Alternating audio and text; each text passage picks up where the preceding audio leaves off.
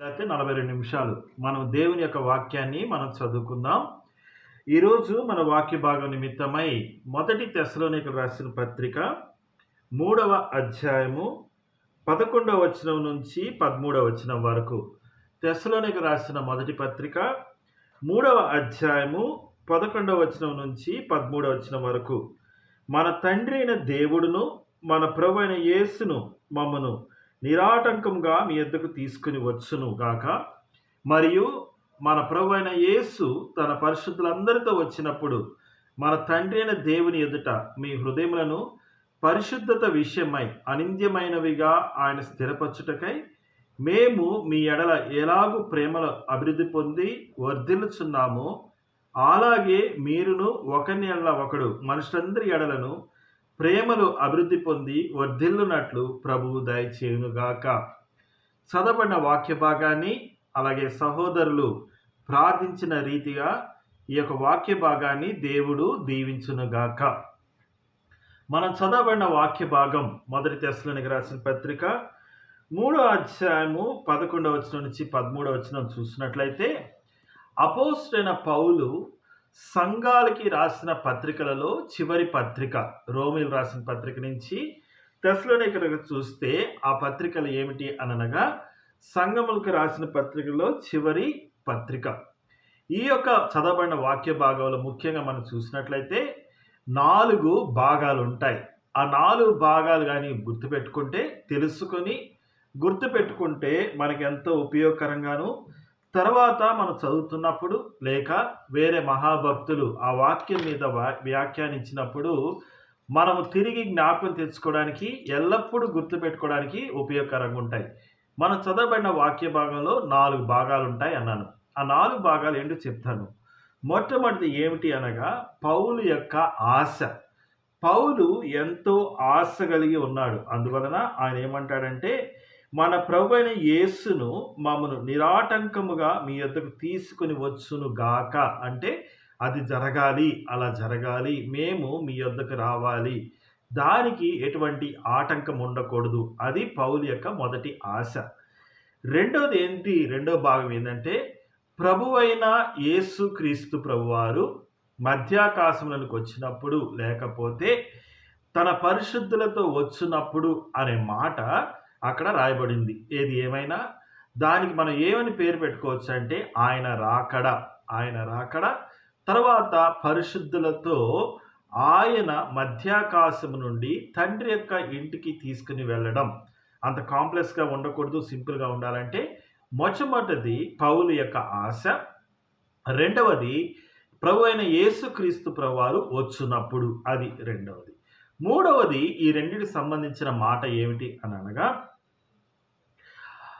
పౌలు తన సహచరులు లేకపోతే తిమోతి, సీలయు, లూకా లేకపోతే ఇటువంటి టీం అందరితో కలిసి పౌలు ఆ తెస్సలోనిక సంఘం పట్ల ఎటువంటి ప్రేమ కలిగి ఉన్నాడో, అంటే దానికి టైటిల్ ఏం పెట్టుకోవచ్చు అంటే పౌలు తన సహచరుల యొక్క ప్రేమ అని గుర్తుపెట్టుకోవచ్చు. నాలుగవదిగా మనం చూసినట్లయితే ఒక హెచ్చరిక లేకపోతే ఒక తలంపు తెస్సలోనికి రాస్తున్నాడు. సంఘములో ఉన్న వారందరూ కూడాను ఒకరి పట్ల ఒకరు ప్రేమ కలిగి ఉండాలి అనేది చెప్పబడింది. కాబట్టి 4 విషయాలు. మొట్టమొదటి విషయం, పౌలు తెస్సలోనికయులకు రాసిన తెస్సలోనికయుల యొక్క సంఘాన్ని దర్శించాలి అనే ఆశ. రెండవది ప్రభు యొక్క రాకడ, దానికి సంబంధించిన విషయాలు. మూడవది ఏమిటి అనగా పౌలు తెస్సలోనిక సంఘం పట్ల ఉన్న ప్రేమ. నాలుగవది ఒకరి పట్ల ఒకరు ఉండవలసిన ప్రేమ, అనగా తెస్సలోనిక సంఘములో ఒకరి పట్ల ఒకరు ఉండవలసిన ప్రేమ అని ఈ 4 విషయాలు గుర్తుపెట్టుకున్నప్పుడు ఇప్పటి నుంచి ఎవరు ఈ విషయం మీద మాట్లాడినా కానీ మనం ఆ 4 తలంపుల మధ్య పెట్టుకుంటే మనకి ఏమర్థమవుతుందంటే మనకు స్పష్టంగా అర్థమవుతుంది. మొట్టమొదటి భాగానికి వెళ్దాం. మొదటి భాగంలో మనం ఏం చూసుకున్నాం? పౌలు తెస్సలోనికలను చూడాలి అని ఎంతో ఆశ కలిగి ఉన్నాడు అని మనం నేర్చుకున్నాం. అంటే ఇంతకుముందు చూడలేదా? ఒకసారి చూసి ఉంటే ఎన్నిసార్లు చూశాడు అంటే పౌలుకు తెస్సలోనిక ఉన్న సంబంధం ఏమిటి అని తెలుసుకుంటే ఆ ఆశ, ఆ మాట, ఏ మాట? మన తండ్రి అయిన దేవుడును మన ప్రభువైన యేసును మమ్మను నిరాటంకముగా మీ యొద్దకు తీసుకుని వచ్చును అని చెప్పిన మాట చూసినట్లయితే, అక్కడ నిరాటంకము అంటే ఏదో ఆటంకం ఉంది, లేకపోతే ఏమన్నా ఆటంకాలుంటే, ఒకవేళ ఉంటే ఆ ఆటంకాలను తీసివేయాలి అన్నట్టు ఆయన చెప్తూ వచ్చినాడు. అందువలన మన సువార్త చేసినప్పుడు ఆటంకాలు వస్తాయి. అపోస్తలుడైన పౌలు తన ప్రయాణంలో చూసినట్లయితే ఇక్కడ చిన్న బొమ్మలాగేసి చూపిస్తున్నాను. అపోస్తల కార్యములు 17వ అధ్యాయంలో తన యొక్క రెండవ మిషనరీ జరిగినప్పుడు ఆ తెస్సలోనిక పత్రిక వచ్చాడు. అదైన తర్వాత ఆ సంఘానికి వచ్చాడు. తర్వాత ఆయన తన యొక్క మొట్టమొదటి పత్రికను ఆయన రాశాడు ఆ సంఘానికి. రాసిన తర్వాత తన యొక్క మూడవ మిషనరీ ప్రయాణంలో, అపోస్తలుడైన పౌలు చేసిన ప్రయాణంలో ఆ విషయం మనకు అపోస్తల కార్యములు 20వ అధ్యాయంలో తెలుస్తుంది. అప్పుడు కూడాను వాళ్ళు ఆ తెస్సలోనిక పట్టణం మీదుగా వెళ్ళినట్టు మనం చూస్తాం. తర్వాత రెండవ పత్రిక రాశాడు. అది మనము యొక్క చదువుకున్న వాక్య భాగం. ఇప్పటికి ఏమైపోయింది? 2 సార్లు ఇదివరకే ఆయన దర్శించాడు అని మనకు తెలుస్తుంది. ఆ అపోస్తల కార్యం 17వ అధ్యాయంలో ఈ అన్ని జనులలో నుంచి విశ్వాసం ఉంచి యేసుక్రీస్తు ప్రభువారిని విశ్వసించిన వారు సంఘముగా ఏర్పాటు అయ్యారు అని మనకు తెలుస్తుంది. వాళ్ళని స్థిరపరచడానికి అపోస్తలుడైన పౌలు ఒక పత్రిక రాశాడు. తర్వాత కూడాను అపోస్తల కార్యం 20వ అధ్యాయంలో తను దర్శించినట్లు, లేకపోతే ఇంకా చెప్పాలంటే రెండవసారి కూడా ఆయన దర్శించినట్టు చూస్తున్నాడు. చూసిన తర్వాత ఆయన రెండో పత్రిక రాశాడు. ఈ పత్రికలో రాసినప్పుడు మొదటి పత్రిక, రెండో పత్రిక రాసిన తర్వాత ఆయన దర్శించాలని ఆశ కలిగి ఆయన ఉన్నాడు. ఆ మాట ఇక్కడ చెప్తున్నాడు. మన తండ్రి అయిన దేవుడును మన ప్రభు అయిన యేసును మమ్మను నిరాటంకముగా మీ యొద్దకు తీసుకుని వచ్చును గాక అని ఆయన చెప్తున్నాడు. కాబట్టి ఈ యొక్క దీన్ని కొద్దిగా మనం ముందుకు జరిపితే, ఆయన 17వ అధ్యాయంలో దర్శించాడు, 20వ అధ్యాయంలో దర్శించాడు, దాని తర్వాత మొదటి పత్రిక రాశాడు. ఆ పత్రికలో నేను విజిట్ చేయాలి అన్నట్టు మూడోసారి అన్నట్టు ఆయన చెప్పాడు. కానీ అది జరగలేదు అనేది మనం గుర్తుపెట్టుకోవాలి. కాబట్టి అపోస్తలుడైన పౌలు తన సువార్త యొక్క పరిచర్యలో ఒక మంచి విజన్, అంటే ఒక దర్శనం ఆయన కలిగి ఉన్నాడు. ఏ ప్రాంతాలైతే సువార్త చెప్పబడలేదో ఆ ప్రాంతాలలో సువార్త చెప్పాలని, తరువాత దర్శనాలలో అంటే వాళ్ళు దర్శించేటప్పుడు ఆ సంఘములో ఉన్న వారు ఏ విధంగా ఉన్నారు, లేదా ఎలాగ బలపరచబడాలి అన్నది ఆయన యొక్క ఆశ ఉన్నది. ఆ ఆశ చెప్తూ ఇంతకుముందు ఒకసారి సాతానుడు తన యొక్క మార్గములో, లేకపోతే ఇలాగ వెళ్తున్నప్పుడు తెస్సలోనియ, ఫిలిప్పి, లేకపోతే తర్వాత వివిధ ప్రాంతాలకు వెళ్తున్నప్పుడు సాతానుడు అపోస్తలుడైన పౌలును అడ్డగించాడు అని తెలుసుకుంటూ అలాగ జరగకూడదు అని ఆయన ప్రార్థన చేసినట్లుగాను ఈ వచనాలు చూసినట్లయితే అలాగ ఆశిస్తున్నట్లు మనకు చూస్తున్నాడు. కాబట్టి ఆయన ప్రభువుల యొక్క ప్రార్థన ఇక్కడ ఈ భాగంలో అది నెరవేర్చబడలేదు, అది వినలేదు. కానీ మనం చూసుకున్నట్లయితే మొదటిసారి దర్శించిన తర్వాత రెండో ప్రయాణంలో, తర్వాత 5వ సంవత్సరాల తర్వాత ఆయన మళ్ళీ దర్శించినట్లు మనము చూస్తాం. ఏది ఏమైనా కానీ ఈ యొక్క తెస్సలోనిక సంఘాన్ని ఆయన దర్శించాడు. కాబట్టి ఇప్పుడు మనం ఏం తెలుసుకోవాలంటే సింపుల్గా 2 సార్లు ఆయన ముఖాముఖిగా వారిని దర్శించాడు అని, 2 సార్లు వారిని పత్రికాముఖంగా దర్శించాడు అనేసి, 3వసారి ముఖాముఖిగా ఆయన దర్శించాలనుకున్న ఆశ కలిగి ఉన్నాడు, కానీ ఆయన దర్శించలేకపోయాడు అని మనం నేర్చుకోవాలి. స్థానిక సంఘములో ఉన్న మనము, మన విశ్వాసులమైనప్పుడు పెద్దలైనా సరే, సువార్థికులైనా సరే, సంఘ సభ్యులైనా సరే, సువార్త పట్ల ఆసక్తి కలిగిన వారైనా సరే, మనకంటూ ఒక స్పెసిఫిక్ ప్లాన్, మంచి ప్లాన్ అనేది ఉండాలి. ఏంటి ఆ ప్లాన్ కలిగి ఉండాలి? సంఘములో నా బాధ్యత ఏమిటి, దానికి తగ్గట్టుగా మనం చేయాలి. రెండవది, నా కుటుంబం లేకపోతే నా యొక్క బంధువులు, వాళ్ళల్లో నమ్ముకున్న వారు ఎంతమంది, నమ్ముకుని విశ్వాసములో బలపడుతున్న వారు ఎంతమంది అని తెలుసుకోవాలి. తర్వాత మూడవదిగా, నా యొక్క మండలం, నా యొక్క జిల్లాల్లో ఏ మండలం, ఏ గ్రామంలో సువార్త దర్శింపబడలేదు, లేకపోతే సువార్త అందింపబడలేదో తెలుసుకొని, ఒక చక్కటి ప్లాన్ కలిగి ఉండాలి. ఉదాహరణకి మనం అపోస్తలుడైన పౌలు గురించి తెస్సలోనిక ఒక ప్రాంతం గురించి ఈ విధంగా సింపుల్‌గా చెప్పగలం. ఇందాక చెప్పినట్టే 2 సార్లు ఆయన ముఖాముఖిగా దర్శించాడు. 2 సార్లు పత్రికల ద్వారా దర్శించాడు. ఒకసారి ఆయన దర్శించలేకపోయాడు అని మనం తెలుసుకోగలం. ముందుకు సాగి వెళ్దాం. ఏమిటి ఆ ముందుకు సాగి వెళ్ళడం అంటే, రెండవది మనము ఇందాక చెప్పినట్లు గ్రామ దర్శనం, మండలము, స్థానిక సంఘం, కుటుంబాలు ఇటు రాసుకున్నప్పటికీ మనం అన్నీ కూడాను మనం చేయలేకపోవచ్చు. కానీ అవి వరుస క్రమంలో పెట్టుకొని ప్రార్థన చేయడం మంచిది. ప్రార్థన చేయటం వలన దేవుడు మార్గాన్ని స్థిరపరుస్తాడు. ఆ తర్వాత అక్కడ ఆ ప్రాంతాల్లో జరిగిన లేకపోతే ఆ సంఘాల్లో జరిగిన సేవ యొక్క సమాచారము మనకు అందింపబడుతుంది. తద్వారా మనము అనేకులను మనం సంపాదించుకోగలం. రెండవది మొట్టమొదటిది అయిపోయింది. ఏంటది? పౌలు సంఘమును దర్శించాలని ఆశ. ఆ ఆశ నెరవేరలేదు. కానీ ఇంతకు మునుపే ఆయన 4 సార్లు ఆయన దర్శించాడు. ఆ 4 సార్లులో 2 సార్లు ముఖాముఖిగా, 2 సార్లు పత్రిక ద్వారా ఆయన దర్శించాడు.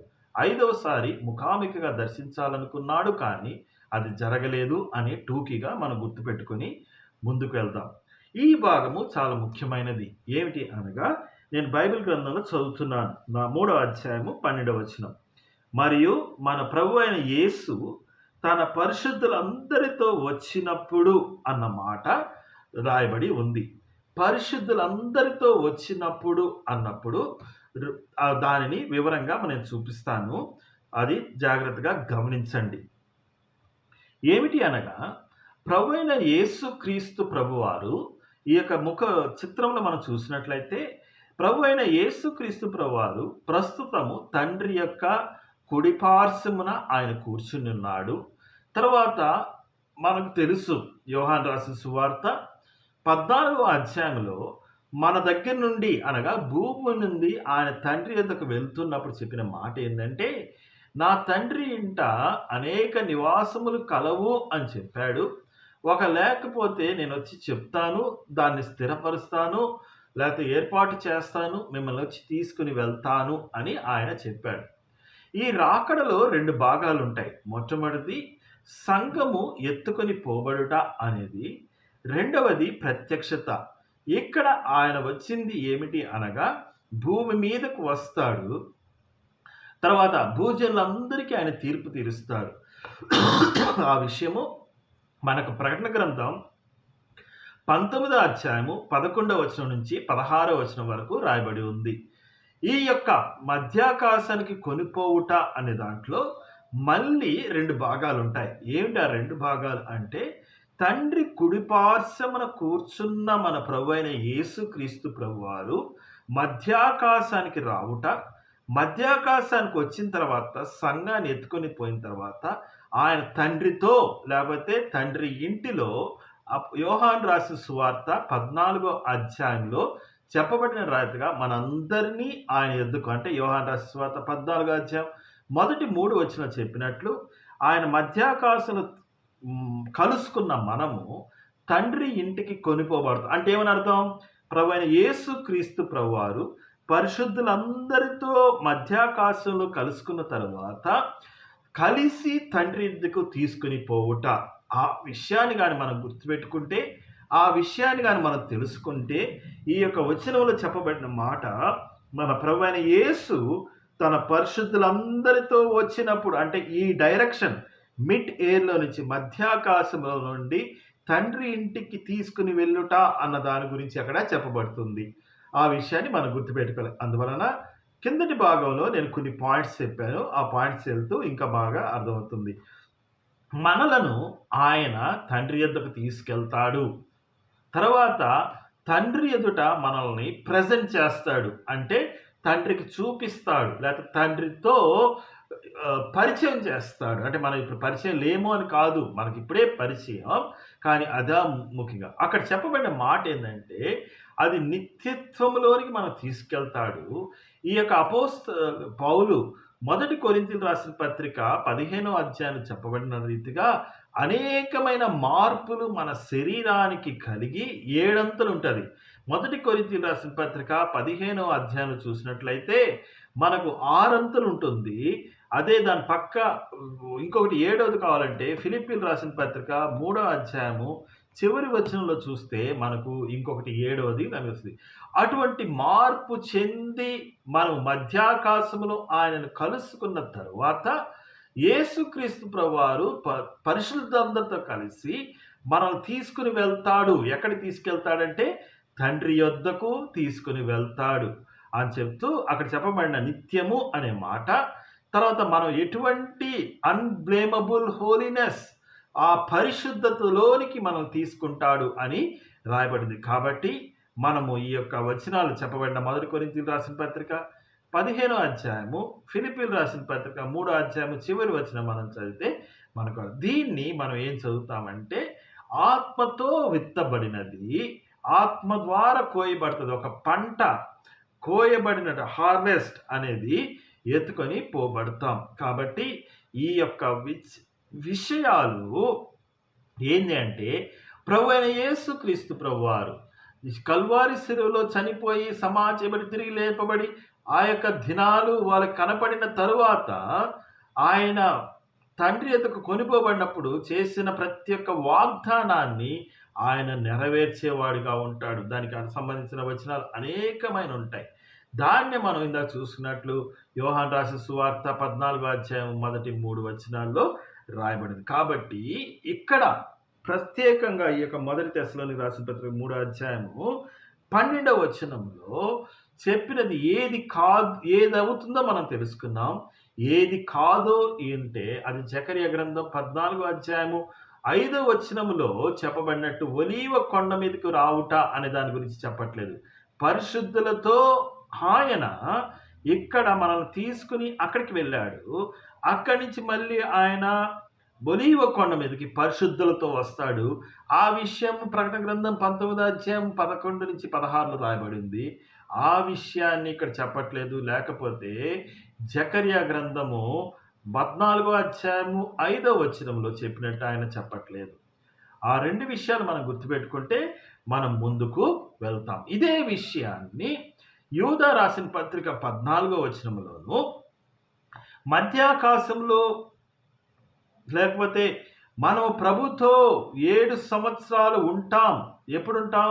మధ్యాకాశంలోనికి కొనిపోబడిన తరువాత ప్రభు అయిన యేసుక్రీస్తు ప్రభువారితో మనము 7 సంవత్సరాలు ఉంటాం. ఏదైనా కానీ మనం గుర్తుపెట్టుకోవాల్సింది ఇక్కడ ఈ యొక్క ర్యాప్చర్, సంఘము ఎత్తుకొని పోబడుట, పరిశుద్ధులు ఎత్తుకొని పోబడిన తర్వాత ఈ యొక్క మధ్యాకాశంలో మొదటి తెస్సలోనికీయులకు రాసిన పత్రిక 4వ అధ్యాయం 15వ వచనం నుంచి 18వ వచనం కనపడినట్టు ఆయన పరిశుద్ధులందరితో తండ్రి యొద్దకు ఆయన వెళ్తాడు అని తెలుసుకోవాలి. అది ఒలీవ కొండ మీదకి వచ్చుట అనే దాన్ని చెప్పట్లేదని, ఒలీవ మీద కొండకు వచ్చుట 7 సంవత్సరాలు అయిన తర్వాత 1000 సంవత్సరాలు అయిన తర్వాత జనములకు తీర్పు తీర్చడానికి ఆయన వస్తాడు. ఇప్పుడు ఈ దినాన మనం 2 సింపుల్గా నేర్చుకున్నాం. మొట్టమొదటిది, అపోస్తలుడైన పౌలు తెస్సలోనికల సంఘాన్ని దర్శించాలని ఆశ కలిగి ఉన్నాడు. అది 5వసారి. మొదటి 2 సార్లు ఆయన ముఖాముఖిగా చూశాడు. తర్వాత 2 సార్లు ఆయన పత్రికల ద్వారా ఆయన కలిశాడు. మొత్తము 4వసారి. 5వసారి ఆయన ముఖాముఖిగా ఆయన దర్శించాలని అనుకున్నాడు, కానీ అటు ఆశ కలిగి డిజైర్ కలిగి ఉన్నాడు, కానీ అది నెరవేర్చబడలేదు. లేకపోతే నెరవేర్చబడి ఉన్న అది లిఖితపూర్వకంగా మన బైబిల్ గ్రంథంలో లేదు అని మనం గుర్తుపెట్టుకోవాలి. రెండవది మనం ఏం నేర్చుకున్నామంటే ఇక్కడ ఆయన రాకడ గురించి చెప్తూ, మరియు మన ప్రభు అయిన యేసు పరిశుద్ధులందరితో వచ్చినప్పుడు అన్నది భూమి మీదకి వచ్చినప్పుడు అన్న సంగతి కాదు అని చెప్తూ, నేనేమన్నానంటే తండ్రి యొద్దకు తీసుకుని వెళ్ళుట అన్న దాని గురించి చెప్పాను. అందువలన 3వ భాగానికి మనం వెళ్దాం, అది స్పష్టంగా అర్థం అవడానికి. ఏమిటి అని అనగా, మనం చదివితే ఆ 12వ వచనం 13వ వచనం తెలుగులో కలిపి ఉన్నాయి. అదే ఫ్లోలో మనం వెళ్దాం. మరియు మన ప్రభు అయిన యేసు తన పరిశుద్ధులందరితో వచ్చినప్పుడు మన తండ్రి అయిన దేవుని ఎదుట, భూమి మీద అని చెప్పబడలేదు అక్కడ, మన తండ్రి అయిన దేవుని ఎదుట పరిశుద్ధులందరినీ మధ్యాకాశంలో ఉంది కొద్దిగా అవి మనకు చెప్పబడిన తీర్పులు లేకపోతే క్రీస్తు న్యాయం పీఠము అటువంటి జరిగినప్పుడు ఆయన పరిశుద్ధ అందరినీ తండ్రి యొద్దకు తీసుకుని ఆయన వెళ్తాడు. ఎప్పుడు తీసుకుని వెళ్తాడు లేకపోతే తీసుకుని వెళ్ళిన తర్వాత ఏంటి అని అంటే అక్కడ తండ్రి యొక్క ప్రేమ, పౌలు యొక్క ప్రేమ మనకు అర్థమవుతుంది. అందుకని మూడో పాయింట్ ఏం చెప్పానంటే పౌల్ అండ్ ద టీమ్ అంటే పౌలు తనతో ఉన్న సహవిశ్వాసులు ఆ తెస్సలోనికకు రాసిన విశ్వాసుల పట్ల ఉన్న ప్రేమ గురించి చెప్తూ ఆ బైబిల్ ఉన్న వాక్యం చదువుతాను.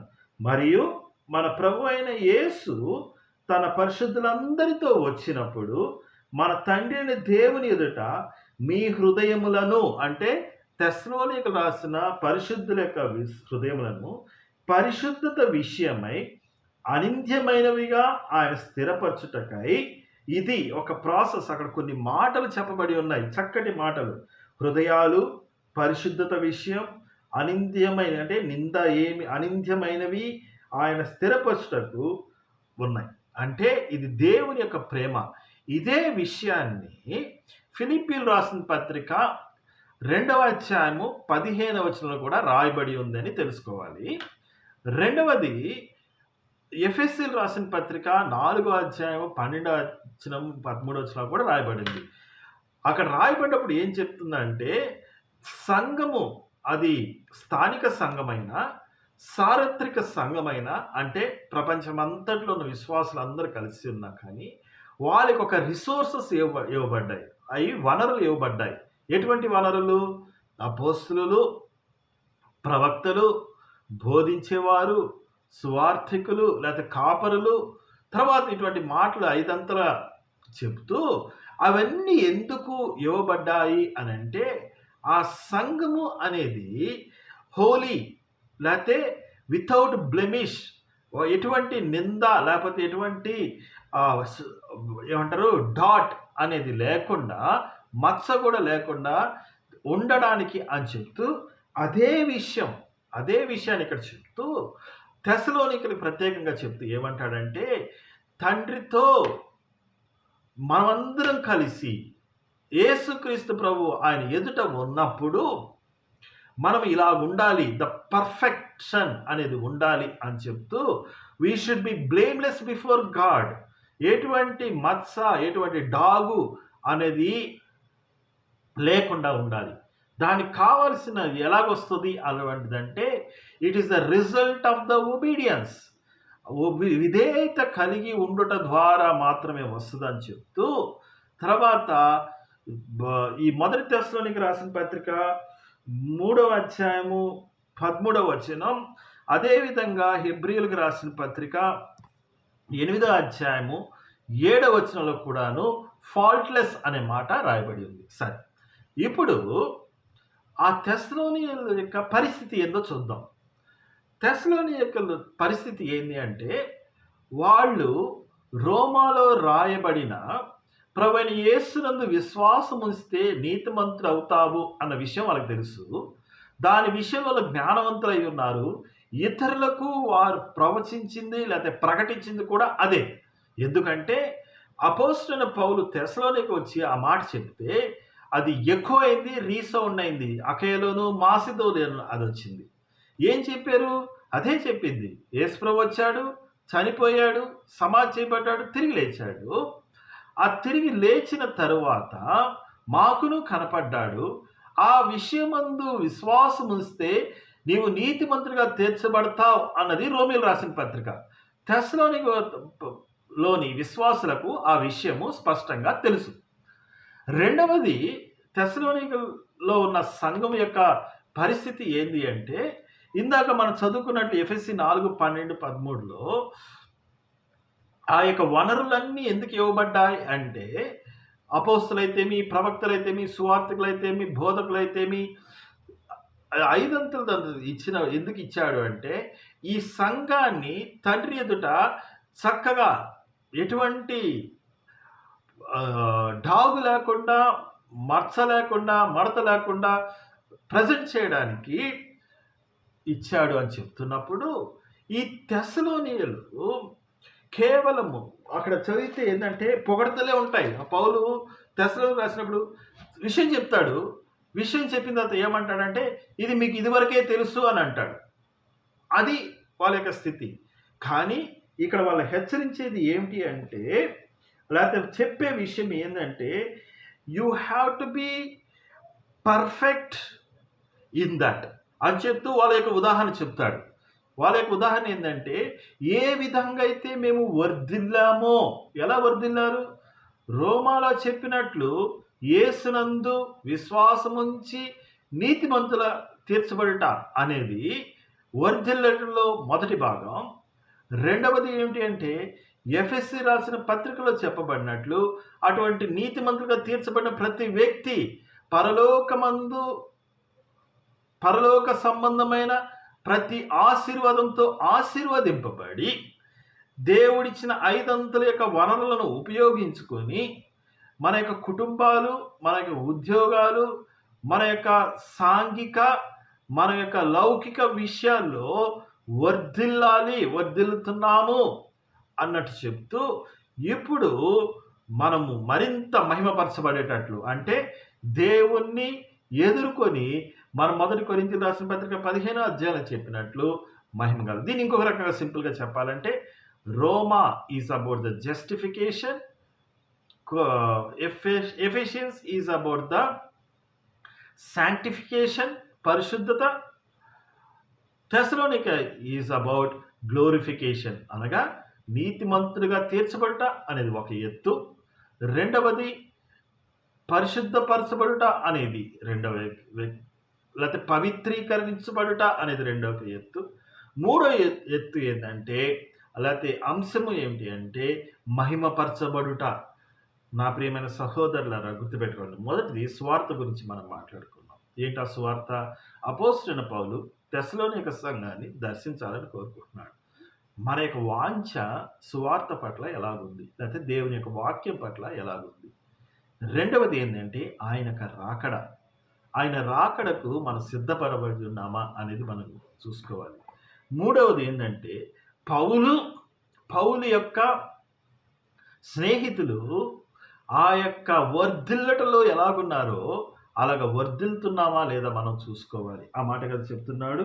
ఏమన్నాడు? మేము మీ ఎడల ఎలాగూ ప్రేమలో అభివృద్ధి పొంది వర్ధిల్లుచున్నామో.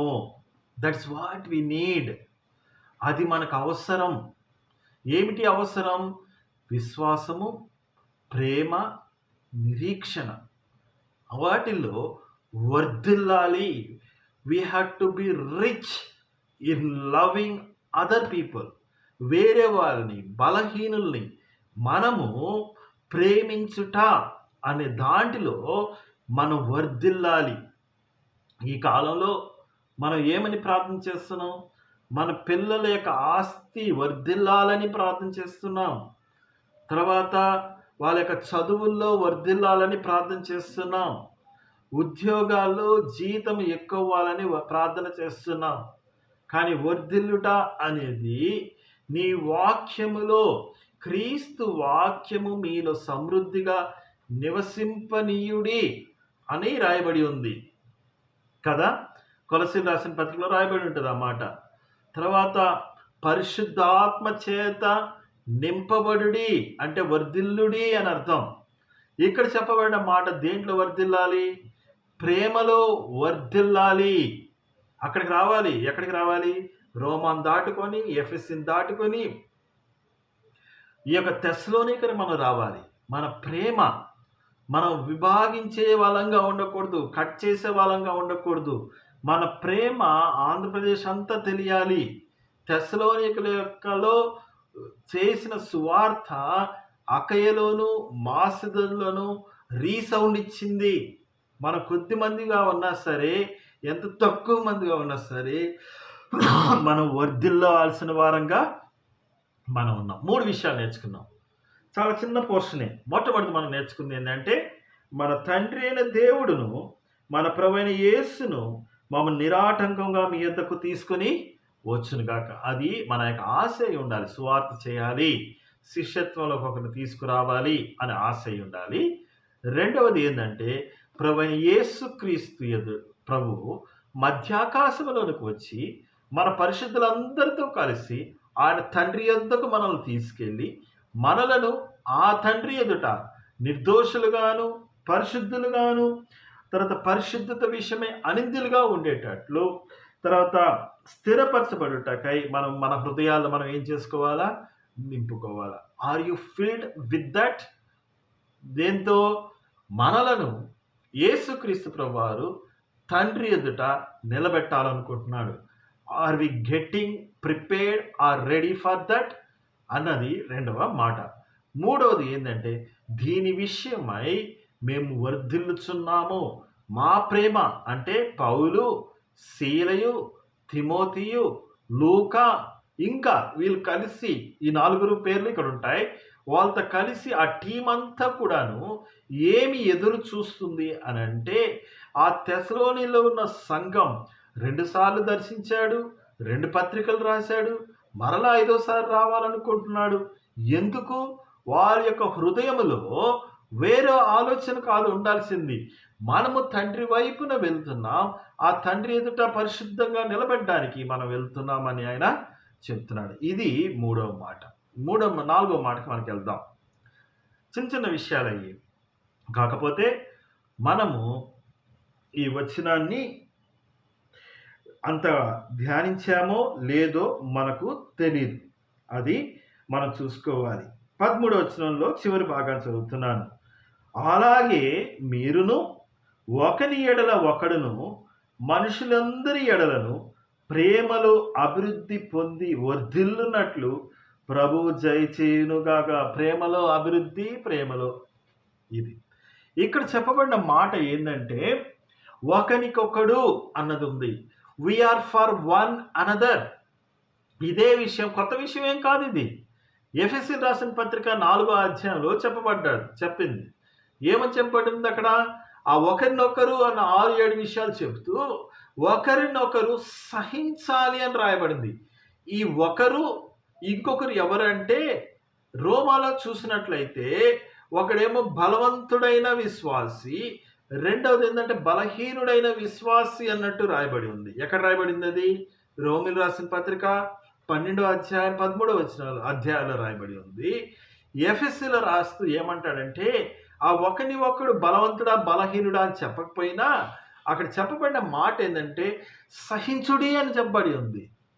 Are we bearing our co brother, మన సహ విశ్వాసి సహించగలుగుతున్నామా? అక్కడ చివరిలో మన మాట చెప్పే 4వ అధ్యాయం 32వ వచనం, అంటే ఎఫెసీ రాసిన పత్రిక 4వ అధ్యాయం 32వ వచనంలో క్షమించుడి అనే మాట సహనముతో మొదలుపెట్టి క్షమించడం అంటే మర్చిపోవడం, అంటే తోటి విశ్వాసి చేసిన ప్రతి తప్పిదాన్ని మర్చిపోవడం వరకు రావాలి. స్టార్ట్ విత్ సహనం. మధ్యలో అనేకమైన 5-6 విషయాలు ఉంటాయి. చివరిగా 7వది ఏం చేయాలంటే you have to forgive him. ఇది విశ్వాసి అవిశ్వాసి కలిసినప్పుడు జరిగే విషయాలు కాదు ఇవి.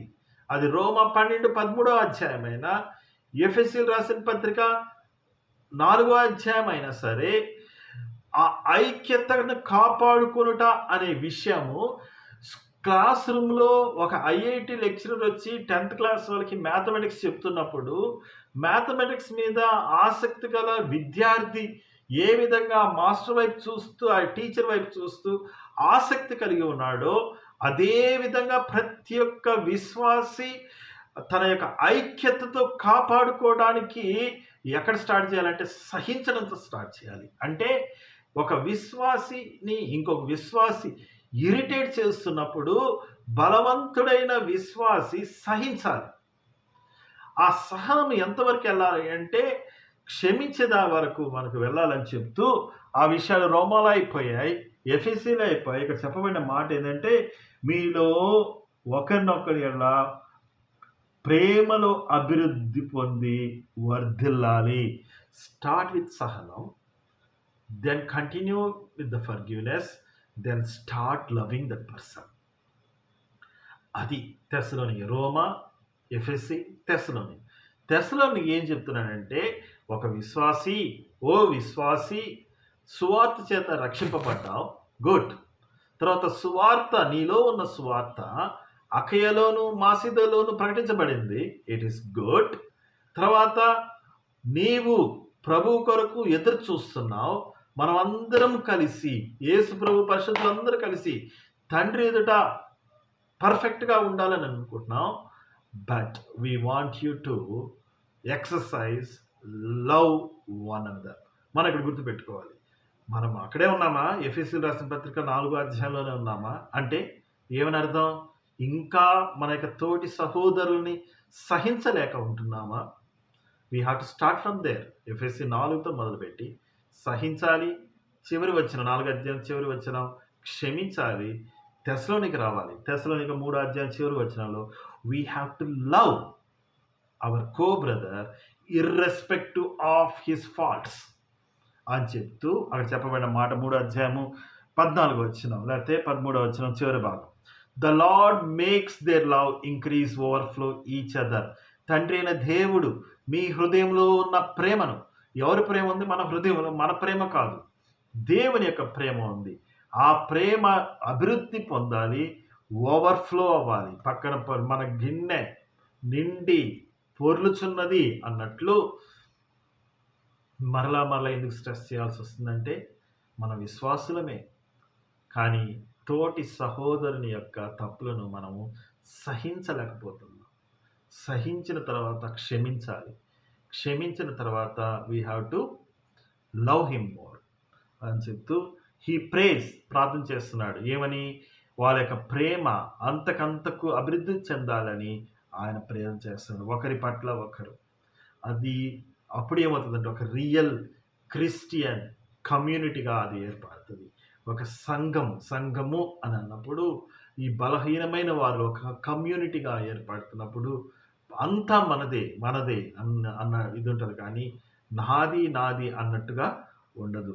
Then for everyone else. అలా చేస్తే అక్కడ చెప్పబడినట్టు అలాగే మీరు ఒకరినొకరు మనుషులందరి ఎడలను, that means it has to spread to all the people.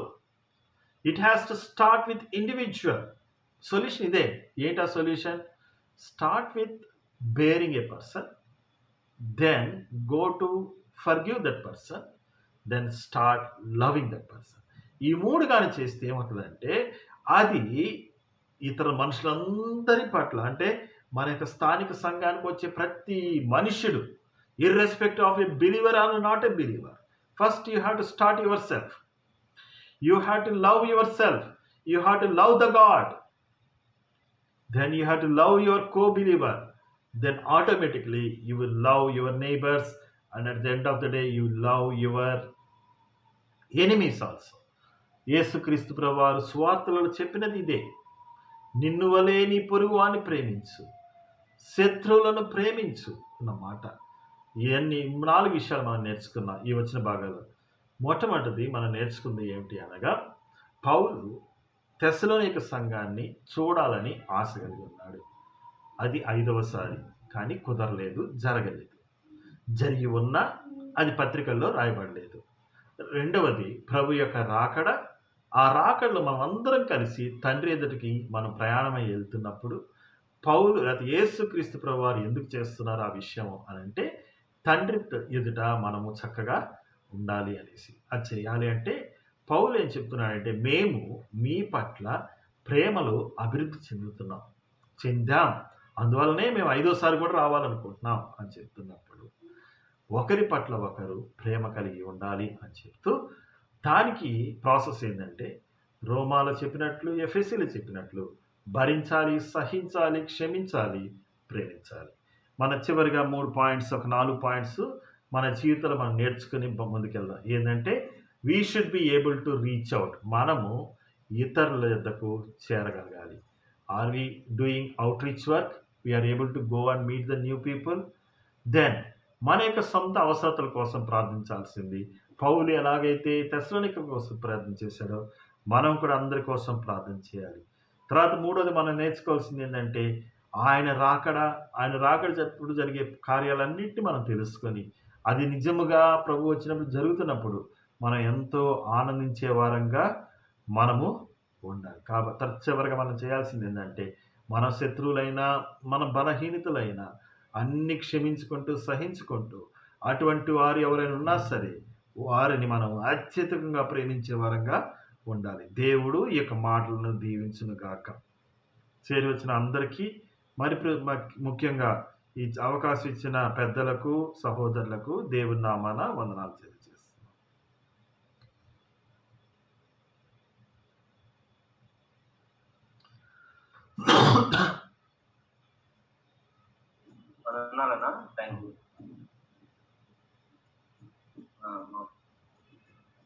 సమయంలో మరి వర్తమానము తెస్సలోనికీయులకు రాసిన మొదటి పత్రికలో నుండి